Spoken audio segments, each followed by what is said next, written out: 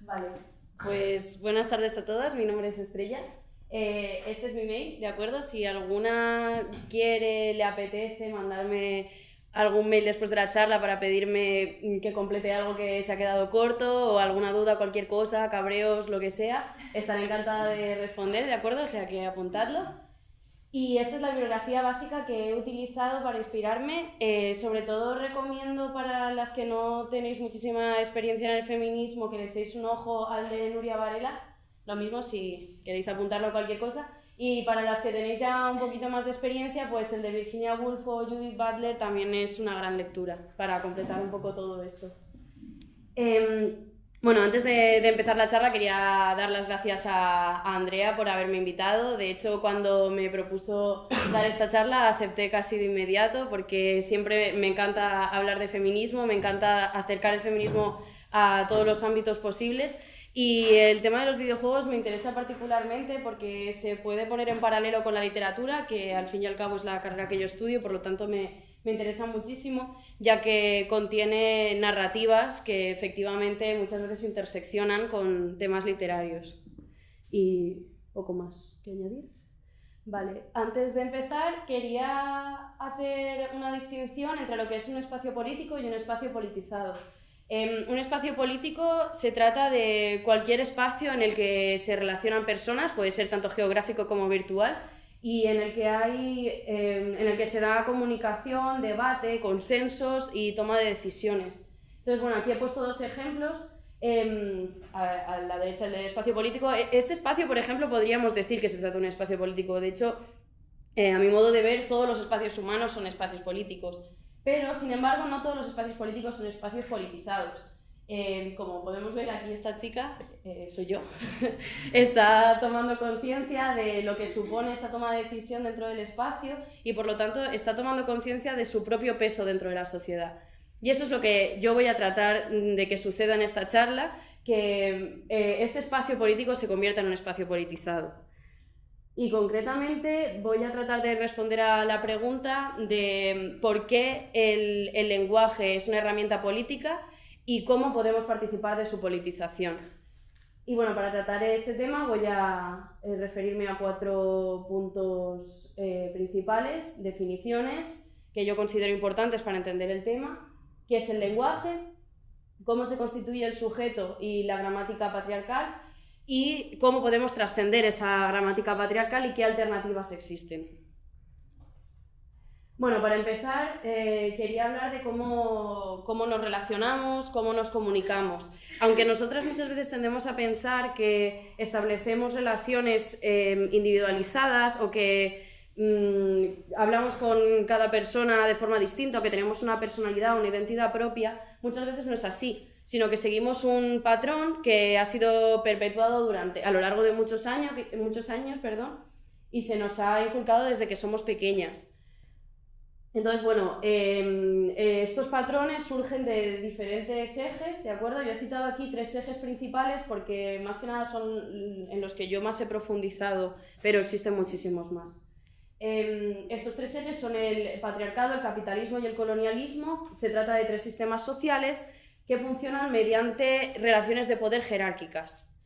¿Qué es una relación de poder? Pues toda relación implica un poder en cierta forma. El tema es cómo se utiliza ese poder. Por ejemplo, para poneros un ejemplo muy cercano, yo ahora mismo estoy en una posición de poder respecto a vosotras, puesto que estoy enseñándoos algo. O sea, si yo estoy aquí hablándoos es porque se supone que puedo enseñaros algo. Si pensáis que no podéis aprender nada de mí, no estaríais escuchándome. Por lo tanto, ahora mismo yo tengo una determinada autoridad respecto a vosotras y por lo tanto estoy un poquito por encima. O sea, yo tendría ahora mismo una postura de poder respecto a vosotras. Claro, la pregunta es si es negativo, si son negativas las relaciones de poder. Yo creo que son inevitables. Yo creo que la clave está en cómo las utilizamos. Yo ahora mismo podría contaros cualquier milonga, incitaros al odio y salir de la charla a romper escaparates y pegar gente. Pero yo creo que toda relación de poder implica una gran responsabilidad, como dicen en los dibujos animados. Entonces, el secreto está en cómo nos responsabilizamos de ese poder que tenemos en la sociedad. Bueno, en este arbolito digamos, las características que he situado en la parte superior de cada eje son las personas que tendrían una situación de privilegio respecto a las que están debajo. Entonces son las personas que tendrían una situación de poder respecto a las de abajo. Yo, por ejemplo, en este eje me situaría en el patriarcado en la parte de abajo, por lo tanto en la situación de oprimida, y en el colonialismo soy occidental, por lo tanto tengo una postura de privilegiada. ¿Esto qué significa? Que yo tengo que hacer un balance, tengo que hacer un análisis de mis privilegios y tengo que saber dónde posicionarme y actuar en consecuencia, actuar con responsabilidad. Bueno, la siguiente pregunta sería ¿cómo se perpetúan estos sistemas sociales y qué herramientas tienen para hacerlo? Bueno, una de ellas principalísima es el lenguaje, que es de lo que yo quería hablaros, pero es algo muy complejo, entonces lo voy a dejar para un momento más avanzado de la charla. Y ahora voy a hablar más bien de los roles de género. Pero antes voy a comentar cuál es la diferencia entre una discriminación y una opresión. Porque os he hablado de privilegiadas y oprimidas, pero a lo mejor no ha quedado muy claro. A ver, una persona que ejerce una opresión lo que está haciendo es excluir o marginar a otra persona, pero apoyándose en un sistema. O sea, no es lo mismo discriminar a alguien que oprimir a alguien. Yo, por ejemplo, no puedo oprimir a un hombre, porque eso sería una discriminación puntual que no estaría enraizada en un sistema social, como es el patriarcado. Sin embargo, un hombre que me está discriminando me está oprimiendo. O sea, es como un escalón más, ¿de acuerdo? Porque esa discriminación que está realizando tiene un apoyo social.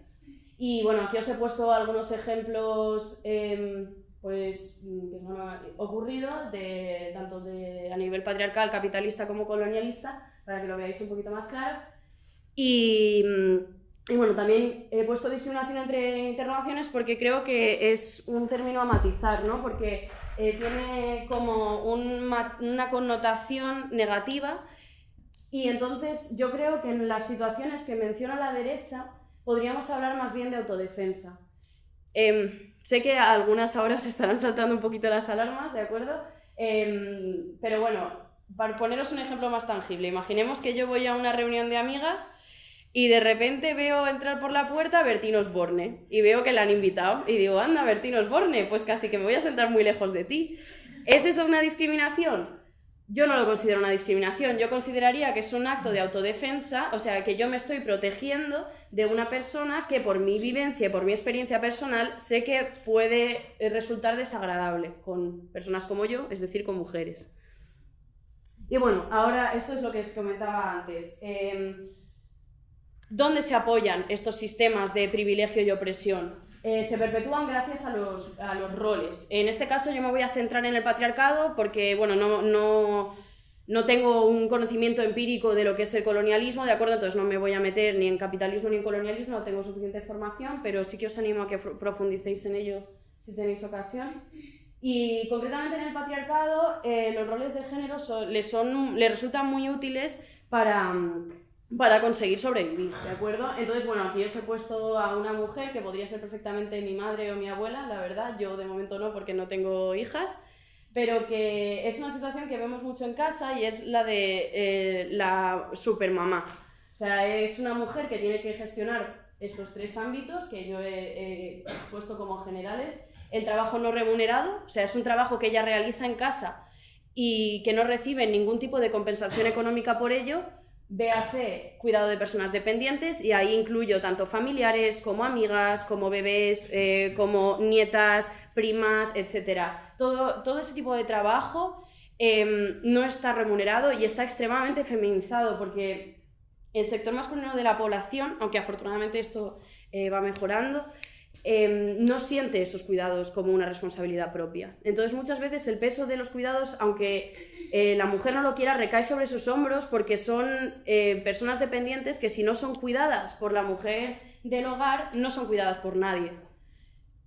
O muchas veces se debe contratar a una persona externa para que cuide de la persona dependiente. La mayoría de las veces son mujeres también, y por lo tanto se delega el trabajo en otra mujer de una situación económica más precaria y encima normalmente proveniente de Latinoamérica, África o Asia. O sea que estamos delegando los cuidados en unas mujeres en situación de opresión mayor que la nuestra. Bueno, luego también he puesto gestión de conflictos porque muchas veces lo que se da en los hogares es que se forma como una especie de olla a presión y se aumenta la presión hasta que la mujer del hogar se sienta y dice, bueno, pues vamos a hablar, esto es lo que pasa, tal y cual. Por eso también de ahí el estereotipo de la mujer pesada, que todo el rato se pone celosa, que todo el rato se preocupa. Pues muchas veces esto se debe a una voluntad de gestión de conflictos que se está encontrando con un muro porque la pareja o el resto de la familia se niega a gestionar esos conflictos que se están tratando de poner sobre la mesa, ¿no?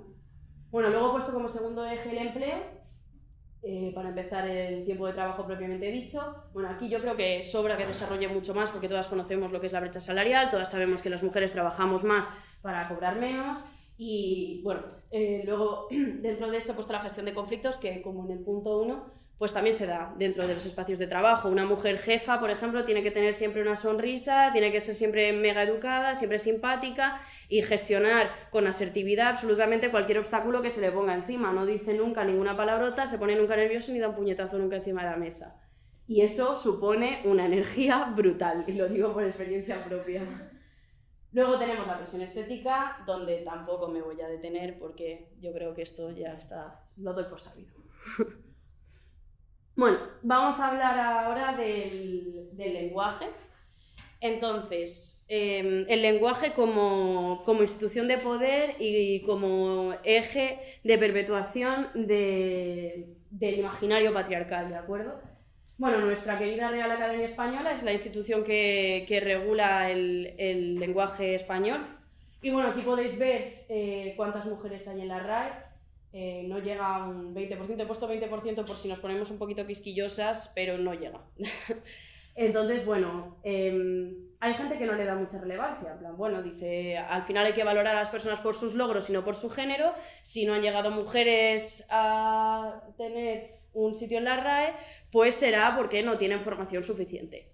Bueno, puede ser. Puede no ser y puede ser. El caso es, yo creo que la pregunta a plantearse es ¿qué consecuencias tiene la ausencia de mujeres en la RAE? ¿Qué consecuencias tiene la ausencia de mujeres en la regulación del lenguaje? O sea, una herramienta que utilizamos continuamente. Y bueno, yo creo que antes de seguir, como me estoy embalando muchísimo, voy a hacer una pausita para que me preguntéis cosas. Si alguien tiene alguna duda, está todo entendido. O sea, necesito, antes de pasar al resto, que a lo mejor es un poco más denso, si alguien no está de acuerdo con algo que he dicho. Sí, dime. Me ha quedado muy clara la diferencia entre opresión y discriminación. Vale, de acuerdo. Pues voy a volver. Vale. Discriminación tiene dos acepciones. Una de ellas es separar cosas excluyendo. Yo, por ejemplo, veo aquí una pared, aquí una mesa. Si estoy discriminando entre pared y mesa, es decir, que no las veo como un conjunto, sino que las veo como dos cosas distintas. Esa es la primera acepción de discriminación. Sin embargo, no es la que más utilizamos. Nosotras solemos utilizar la segunda acepción, que tiene una connotación negativa y que se utiliza como sinónimo de marginación. Yo aquí lo he puesto en interrogantes porque mi objetivo era utilizarla como la primera acepción, no como la segunda, ¿de acuerdo? O sea, el primer ejemplo que he puesto, no puedes entrar en nuestro espacio no mixto porque eres un hombre, es algo que se da continuamente. Yo, en la asociación de mi facultad, muchas veces abrimos espacios no mixtos solo para mujeres, para tratar problemas que nos conciernen solo a nosotras, y son espacios de seguridad en los que no se permite entrar a hombres. Claro, ¿qué diferencia habría entre un espacio de mujeres donde no entran hombres y un espacio de hombres donde no entran mujeres? Hay una diferencia abismal. Puesto que en el segundo espacio se trata de una situación sistémica que tiene una raíz dentro del patriarcado. Es algo que tiene un apoyo social. O sea, a lo largo de la historia ha habido millones de espacios masculinos donde no había ni una mujer. De hecho, lo rarísimo era que hubiera espacios femeninos fuera del hogar, porque dentro del hogar sí que eran un mixto, pero fuera del hogar no lo era. Sin embargo, espacios de mujeres donde no se puede entrar siendo un hombre, los ha empezado a ver desde que nació realmente, creo que el feminismo radical, allá por los 60, 70.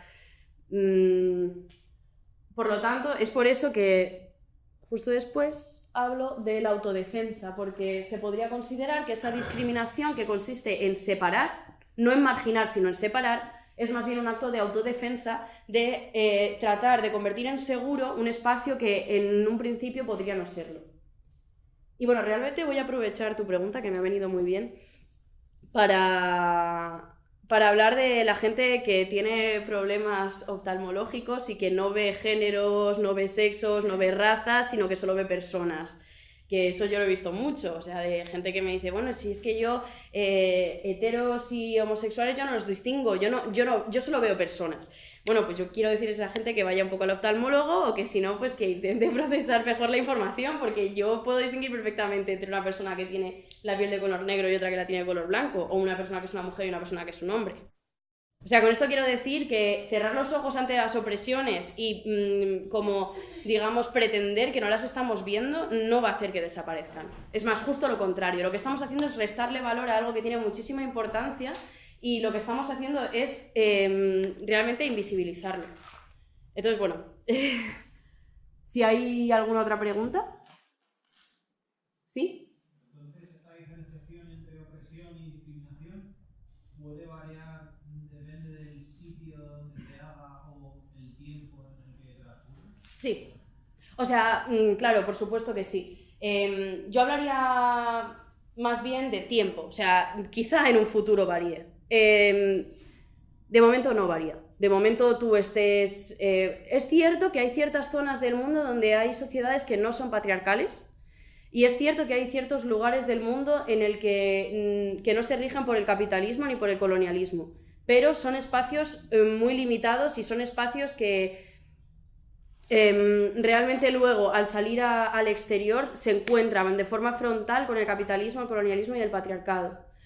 Lo que quiero decir con esto, que también me han hecho esta pregunta varias veces, es ¿qué pasa si yo como blanca me voy a África, a un sitio donde solo hay negras? ¿Me van a discriminar por ser blanca? ¿Se invierte esa discriminación? La pregunta es que no. O sea, la respuesta, perdón, la pregunta era la anterior. La respuesta es que no. El sistema colonialista, con la globalización, trascendió las fronteras de Europa y de Occidente. Y tú estés en África, estés en Asia, estés en Europa, si eres blanca tienes un privilegio. Por mucho que estés rodeada de negras. O sea, en ese sentido, no sé si he respondido a tu pregunta. De acuerdo. Yo quiero saber cuáles son esos espacios que no se rigen por el patriarcado. A ver, bueno, es una gran pregunta. Yo no tengo demasiada formación, sí que hice un trabajo sobre los orígenes del liderazgo y trabajé un poquillo una suerte de matriarcado que había por China. Luego también hay, bueno, las ecoaldeas, los espacios autogestionados, donde trata de eliminarse o de minimizar el peso de las enseñanzas patriarcales, colonialistas y capitalistas. Es muy difícil. Pero bueno, hay intentos de que sea. Una aldea en Galicia también te vale. ¿Una aldea en Galicia? Una aldea en Galicia. En el País Vasco las hay muchas. Que también puede. Y bueno, os he puesto aquí esta diapositiva tan bonita porque quería hablar de la autoría femenina así de forma muy breve porque me estoy quedando un poco sin tiempo, y de cómo se retrata a las mujeres en el arte en general. Las mujeres hemos estado excluidas de la creación cultural durante siglos. O sea, hace relativamente poco que las mujeres accedimos a la creación cultural y de hecho aún seguimos teniendo muchísimos obstáculos. Sin embargo, hemos estado muy presentes en el arte. Se nos ha retratado muchísimo, se han sacado tropecientos ensayos sobre la naturaleza femenina y que al final son muchísimos hombres elucubrando sobre qué es la feminidad y mucha gente que no la vive hablando de ella. Que esto se puede poner en relación con la RAE, porque al fin y al cabo son muchísimos señores hablando en nombre de la humanidad y falta la mitad de la humanidad ahí, ¿de acuerdo? Y en el arte, pues es totalmente lo mismo, en el arte y la literatura. Y bueno, me estoy quedando sin tiempo, o sea que voy a pasar de explicaros cómo funciona el lenguaje. Y solamente os voy a poner estas movidas que, bueno, podéis ver las acepciones que tiene mujer en la RAE, que son 1, 2, 3, 4 acepciones para prostituta. Y luego tenemos que es ser una mujer, haber tenido la menstruación por primera vez. Yo empecé a ser una mujer cuando me bajó la regla, no lo creo, la verdad, pero bueno, sí que vemos que es muy común definir a la mujer en relación al hombre. Por lo tanto, yo soy una mujer cuando me ha bajado la regla, porque eso significa que soy fértil y que puedo dar hijos, dar hijas, hijos. Por lo tanto, soy útil socialmente, ¿no? Luego tenemos mujer de su casa, criada a cargo del gobierno económico, todo esto pues obviamente seguimos dentro de los roles de género, en fin, prostituta de nuevo. Luego tenemos el estereotipo de mujer fatal que atrae a los hombres con sus atributos sexuales para luego dejarles en la mierda. Yo tampoco necesita mayor comentario. O normal y corriente prostituta. Entonces, bueno, si os acordabais, mujer de la calle era prostituta, hombre de la calle es persona normal y corriente. Y luego, hacerse mujer era tener la menstruación, sin embargo, hacer a alguien hombre es favorecerlo mucho, hacerle un gran favor. A mí cuando me bajó la regla tampoco me hicieron un gran favor, sin más, me tocaba, pero sin embargo, cuando a alguien se le hace hombre, es hacerle un favor súper guay. Bueno, aquí tenemos el sexo débil, conjunto de las mujeres, sexo fuerte, conjunto de los hombres, eso bueno, es un clásico. Y bueno, ahora quería comentaros algo que me suelen decir mucho cuando digo este tipo de cosas y es el lenguaje no es sexista, las sexistas son las hablantes. Un momento, si puedes apuntar la pregunta y me la haces cuando acabes, es que si no, pierdo el hilo. Vale, el lenguaje no es sexista, las sexistas son las hablantes. Bueno, cuando me dicen este tipo de cosas o que la RAE no decide de los significados, sino que la RAE plasma los significados que ya existen en las hablantes, pues yo suelo responder que tenemos una gran lista de cosas que utilizamos mucho más en la vida, como trolear, youtuber, perrear, que no sale la acepción que solemos utilizar, ronear, trap, de booty, concreta, yo lo utilizo mucho más que sexo débil, hashtag, influencer o blogger, que son palabras que utilizamos en nuestro día a día, que no salen en la RAE, pero sin embargo sexo débil y sexo fuerte, que yo creo que nadie que haya superado la edad media lo utiliza, siguen ahí. ¿Por qué? ¿Por qué ciertos aspectos del lenguaje se cierran a cal y canto, se cuidan muchísimo y otros aspectos somos súper reticentes para emitirlos en la lengua? Yo creo que tiene algo que ver con la gran presencia de señores en, bueno, la RAE. Y ahora, sí, porfa, la pregunta de ahí al fondo. Recuerdo haber visto eso de una petición que firmé para que se cambiase eso en la RAE. Sí. En lo que sea. Sí. No, No. ha salido hoy en las noticias, creo que lo iban ¿Ah, sí? a modificar. Sí, Ah, pues no justo. lo sabía. Pero que no lo iban a cambiar del todo, que iban a poner que no era políticamente correcto, pero la acepción Bueno. tal, o algo así. Ha salido justo hoy en las noticias. Porque Ya. concreta creo que ya está también. No, porque es que esto os iba a comentar, las palabras las busqué antes de ayer. Pues salió hace poco en las noticias. Pues entonces A lo mejor no está actualizado y va a salir para el 2018. Ah, vale. Porque No salió lo también sé. hace poco que autobús y concreta. Ah, pues, me parece genial, yo voto muy a favor de la renovación del lenguaje. Autobús creo que era también. Y sí, dime. Cuando estaba hablando del lenguaje, antes he puesto lo de mujer, que es la primera que tiene la regla, me ha venido a la cabeza, ¿qué opinión te merece la gama de estudios de género del feminismo de TED? Bueno, es que esto no viene mucho a colación aquí, entonces si quieres te guardas la pregunta y te la respondo luego, ¿vale? Porque ya nos vamos a meter en ramas de feminismo y es una movida, o sea que apúntatela y yo luego estoy encantada de respondértela. ¿Qué es esto? ¿Qué veis aquí? ¿Alguna voluntaria? ¿Voluntario? ¿Es una persona? ¿Sí? ¿Es un hombre? También. ¿Y una mujer? No. ¿O sí? ¿No? ¿Tal vez? Bueno, a lo mejor así nos queda más claro, ¿no? Esto es una persona Lo segundo también es una persona, y es un hombre también. Lo tercero es una mujer, también es una persona. Y lo cuarto es una mujer negra, que también es una persona. ¿Por qué hay que especificar? ¿Por qué hay que ponerle un triangulito al monigote para que se sepa que es una mujer? ¿Y por qué hay que ponerle un triangulito y pintar de negro a la mujer negra para que se sepa que es una mujer negra? Para que se sepa que... O sea, lo que quiero decir es... aquí quería exponer lo más rápido posible, porque es un tema muy complejo, cómo el hombre es, digamos, la persona del mundo de las ideas de Platón. No sé si estáis familiarizadas con ese concepto. Digamos que yo cuando pienso en una persona, yo y normalmente el común de las mortales pensamos en un hombre, porque es como la persona estándar.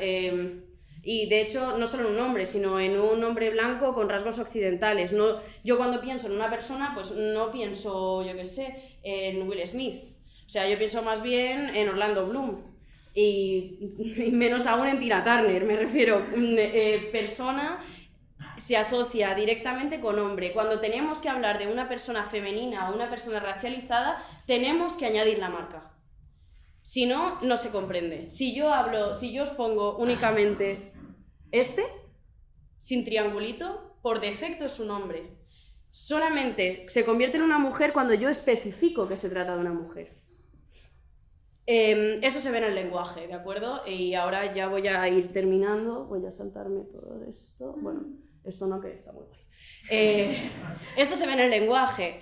Aquí os he puesto una cita de nuestra querida RAE, donde lo que dicen es votar muy a favor del masculino genérico, es decir, que cuando yo digo ellos, me estoy refiriendo a un grupo en el que a lo mejor hay 40 mujeres y un hombre. Eso significa que, bueno, de hecho aquí lo dice, yo le agradezco muchísimo a la RAE que sea así de explícita en este sentido, porque está diciendo explícitamente que el uso genérico del masculino se basa en su condición de término no marcado, que es lo que os he explicado antes. O sea, es un tema muy polémico que la RAE trata explícitamente diciendo, a ver, no estoy de acuerdo con esta opinión, pero por lo menos lo dice, mirad, sí, el masculino es lo genérico, punto, se acabó. Y en el lenguaje es así. Y yo cuando digo ellos, me estoy refiriendo a mujeres y hombres. ¿Esto qué hace? Invisibiliza a las mujeres continuamente. A lo largo de la historia las mujeres hemos sido invisibilizadas totalmente. ¿Y esto qué hace también? Tiene una ventaja para nosotras, y es que aprendemos a empatizar mucho. Cuando yo era pequeña y en el cole ponían un cartel en el que ponía concurso de poesía para niños, yo me ilusionaba muchísimo y empezaba a escribir un poema para enviarlo. Ahora, si mi compañero de 5 añitos ve el mismo cartel en el que pone concurso de poesía para niñas, pues pasa, ya directamente dice, bueno, yo no me incluyo aquí. Entonces nosotras tenemos una capacidad increíble para meternos en la piel de personajes masculinos, de personas masculinas. Por eso, ahora mi compañera lo va a tratar con mucha más profundidad. Es mucho, o sea, las mujeres consumimos literatura de todo tipo. En cambio, los hombres no consumen literatura para mujeres. No suelen consumir literatura en la que el protagonista activo es una mujer, porque no por nada, no tiene por qué ser algo voluntario o de mala fe, sino porque les cuesta muchísimo más meterse en el papel de una protagonista femenina que nosotras, que estamos inmensamente acostumbradas a que cuando se nos dice niños a los que les gusta el deporte, pues se levanta la mano, porque estamos acostumbradas a incluirnos dentro del niños. En cambio, ellos nos incluyen dentro del niñas. Y bueno, para finalizar os he puesto 4 alternativas. La primera es el desdoblamiento, que la RAE... Bueno, todas estas la RAE está súper en contra, ¿vale? Yo os animo a utilizarlas muchísimo. La primera es el desdoblamiento. Es bastante útil. A mí me suele gustar bastante, sobre todo por escrito, aunque al oral acostumbro más a utilizar el femenino genérico, es decir, hablar en femenino continuamente, solo cuando hay un grupo de personas en el que hay una mujer, aplico la regla de la RAE pero a la inversa. Cuando hay un grupo de personas en el que hay una mujer, me refiero a ellas en femenino. Luego tenemos la ausencia de morfema flexivo, eliminamos la A o la O, que es indicadora de género, y ponemos una X en su lugar. es difícil de pronunciar, esa es la única pega que le veo. Para decirlo de forma oral se nos hace muy complicado. Luego tenemos el género neutro, que se impulsa mucho desde los transfeminismos, que también es una propuesta súper interesante, más que nada porque lo que hace es incluir a todos los géneros, no únicamente a los géneros masculino y femenino como binariedad, ¿de acuerdo? Y bueno, lo dicho, que el género neutro a mí es uno de los que más me gustan también, pero bueno, esto va de gustos personales. Y nada, ya para finalizar, os invito muchísimo a que juguéis con el lenguaje, a que trascendáis las reglas, a que no hagáis caso de la RAE y sobre todo a las mujeres que dejemos de invisibilizarnos en los grupos, que si hay que desdoblar y decir ellas y ellos, las niñas y los niños y tardar mucho más en decir una frase, pues ya suficiente tenemos con ahorrar dinero como para ponernos a ahorrar saliva también. O sea que nada, muchas gracias por escucharme. Si hay alguna pregunta más...